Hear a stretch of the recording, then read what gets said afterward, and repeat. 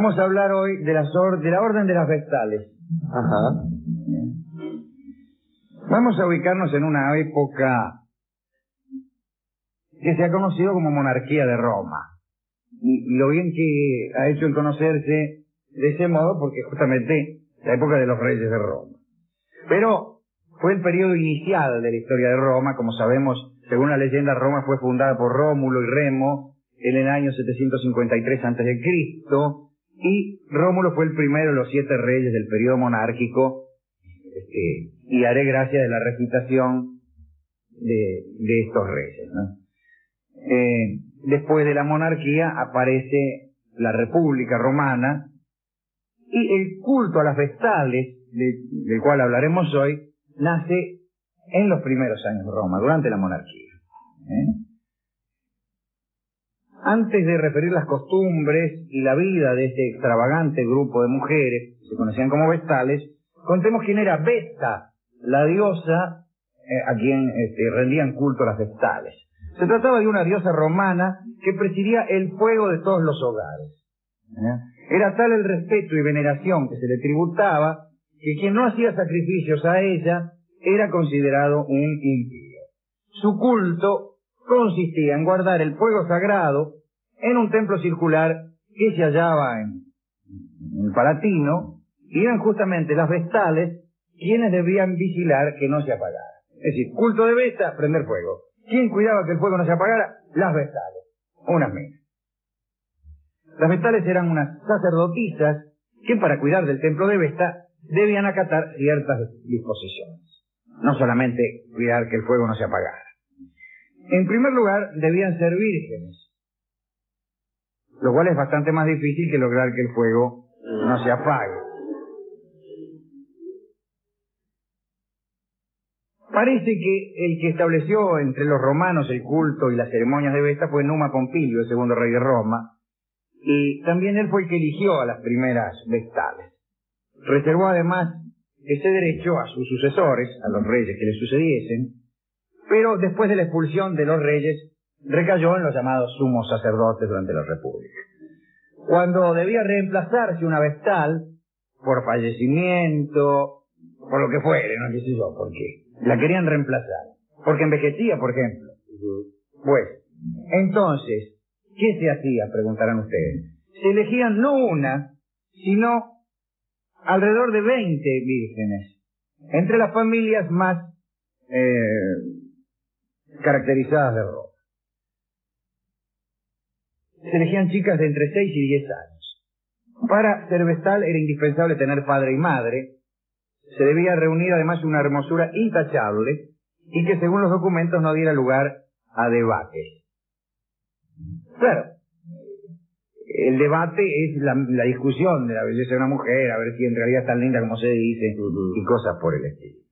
Pues bien, luego de que el sacerdote elegía el número indicado de postulantes, 20, echaban a la suerte la elección de la única que se necesitaba. Es decir, no es que elegían a la más linda. Elegían 20 muy lindas todas y después sorteaban. Como se ha dicho, no podía darse a discusión la elección de una sola. Las seleccionadas eran todas excepcionalmente hermosas. Ahora bien, una vez que sorteaban a una, la beneficiada era arrebatada de los brazos de los padres, la conducían al templo, le cortaban el pelo, la colgaban de un árbol sagrado en señal de haber quedado libre de la potestad paterna, y pues bien, entonces se consideraba que la nueva Vestal se había transformado en un fruto de los dioses. Desde ese momento ya no se ocupaba más que en el estudio de sus deberes. Sus funciones se dividían en 3 clases que desempeñaban sucesivamente, empleando en cada una de estas funciones 10 años de su vida. Todas tenían que ver con el sacerdocio. Una vez que pasaban los 30 y tantos años, quedaban libres y podían casarse. Sin embargo, la mayor parte de estas minitas pasaban el resto de sus días en el celibato. La ocupación más importante consistía naturalmente en guardar el fuego sagrado. Debía mantenerse de día y de noche, y las creencias atribuían las consecuencias más terribles al apagarse del fuego. La opinión de que la brillantez del fuego era un buen presagio entrañaba también la idea contraria cuando el fuego se apagaba. Si esto sucedía durante la noche, se anunciaba inmediatamente al pueblo: ¡se apagó el fuego! ¡Qué sé yo! Y todos salían rajando. No sé, le agrego yo, ¿no? El Senado se juntaba, se suspendían las ocupaciones más importantes, hasta que incluso se descubría quién era responsable del apagado del fuego, se castigaba tan tremendo crimen y se encendía el fuego de nuevo. La vestal, que por su negligencia causaba semejante desastre, era azotada redondamente por el sumo sacerdote.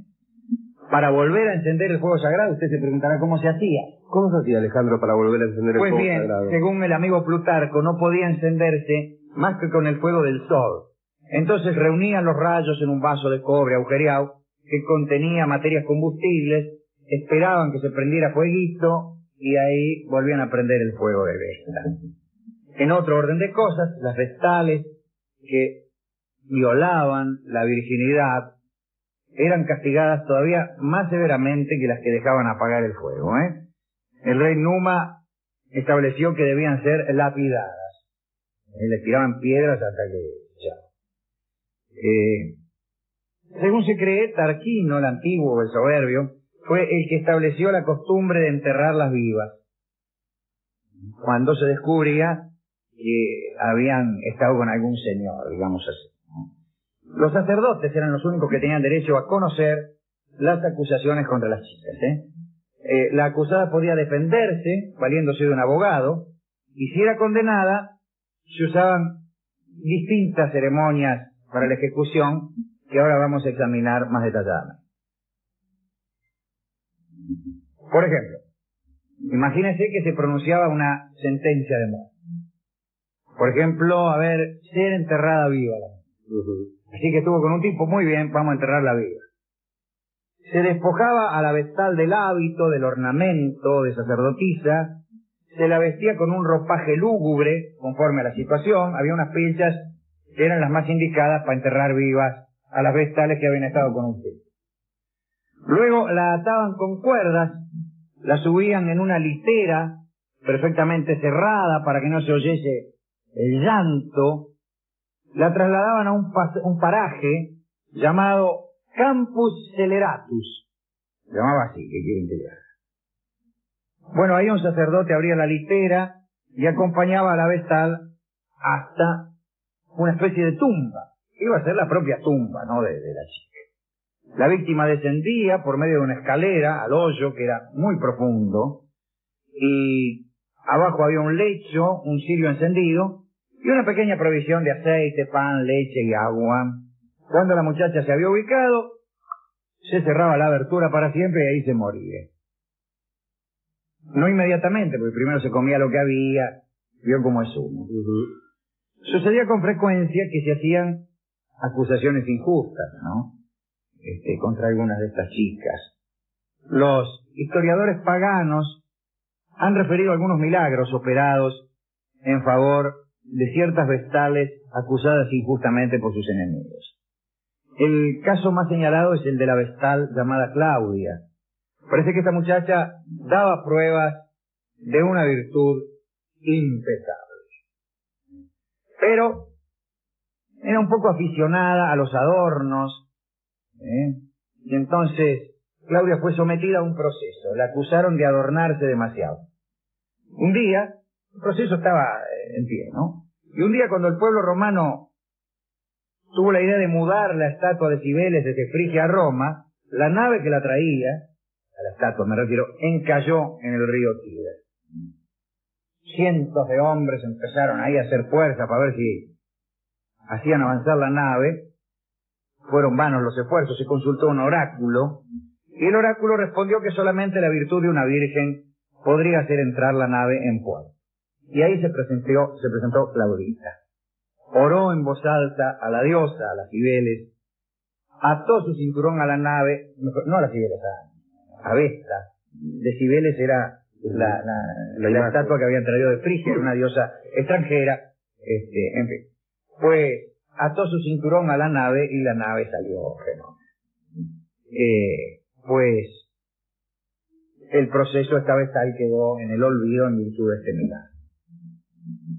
Por otra parte, algunas vestales disfrutaban también, o casi todas ellas, disfrutaban de grandes distinciones, honores, privilegios. Todas tenían derecho a hacer testamento aún viviendo sus padres, que era una prerrogativa bastante rara dentro del derecho romano, en lo que se refiere a la mujer. Siglos más tarde, Augusto, en los inicios del imperio, como no podía ser de otra manera, por otra parte, como que fue el primer emperador, ¿no? Las puso en posesión de todas las prerrogativas que gozaban en Roma las mujeres que habían dado 3 ciudadanos al Estado, ¿no? Tenían que ver estas prerrogativas con la disposición de sus pertenencias. Un detalle curioso: si un criminal iba camino al suplicio y se cruzaba por casualidad con una de estas chicas, este hecho bastaba para que quedase libre. Un saludo, un beso, un gesto de piedad de la vestal eximía al reo de su culpa, de la sanción, mejor dicho. Cuando salían en público, las vestales iban precedidas de un lictor, de un alcahuete ahí que las cuidaba. Se encargaba de defenderlas de cualquier insulto, cualquier intento de abordaje, porque vio cómo son los tipos, ¿no? Por muy vestales que fueran, nunca faltaba uno que las trataba de abordar. Los cónsules y los pretores se separaban cuando veían venir alguna vestal. Abrían el grupo, dejaban que la vestal pasara sin modificar su trayecto. A veces eran utilizadas para restablecer la paz en las familias o para desarmar a los enemigos. Guardaban documentos. Un tipo tenía que dejar un testamento en algún lugar seguro y se los daba a las vestales para que se lo guardaran. Al principio los vestidos que usaban eran muy sencillos, pero después, como adquirieron inmensas rentas gracias a las liberalidades de muchos romanos ilustres, sustituyeron la sencillez por el lujo. Iban a los espectáculos. El mismo Augusto dispuso que se les destinara la mejor ubicación de los teatros. Mejor dicho, la segunda mejor ubicación, porque la mejor, naturalmente, era la de Augusto. Así que cuando las minas iban al teatro, o al circo, o al coliseo, pues se ubicaban ahí no, en primera fila, por decirlo así. La orden de las vestales duró 1100 años. Repito, 1100 años.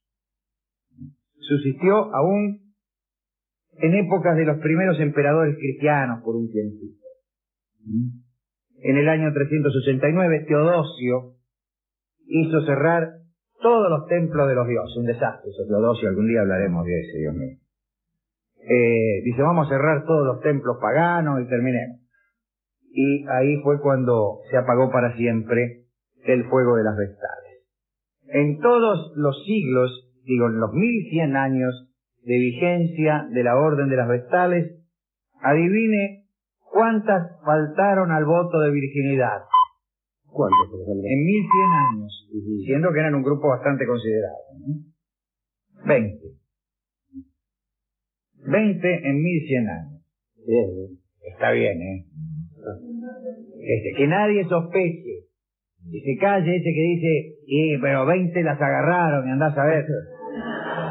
No, 20 en 1100 años. De estas 20, solo 13 fueron enterradas vivas. ¡Ah, qué suerte! Las 7 restantes perecieron en otros suplicios elegidos por ellas mismas. Este es el detalle. Impresionante, el juego de ver. Es curioso, porque es muy poco 20 en 1100 años.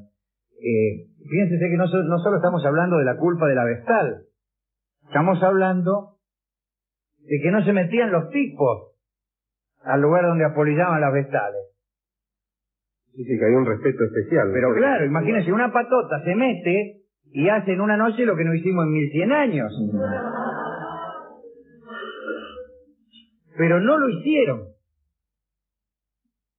20 en 1100 años. Esto hablaba de un respeto Y finalmente, un respeto mezclado con la fe en que esa virginidad tenía un sentido, en que esa preservación tenía un sentido, de que la preservación del fuego también tenía un sentido. Es decir, que para las patotas romanas había un lugar sagrado. Había un lugar sagrado. Y mire que los romanos, bueno, no eran habitantes de Zurich, de clase media. Había algunos muchachos bastante pesados, pero sin embargo tenían un territorio sagrado, entre otros de las Vestales. Me gustó esto, me gustó. Después, si era verdad que el estar prendido el fuego ponía a cubierto a la nación romana de calamidades, no lo sabemos, pero no es el dato central. No es el dato central. Más bien nos inclinaríamos a pensar que no, que las calamidades podían ocurrir igual aún prendido el fuego.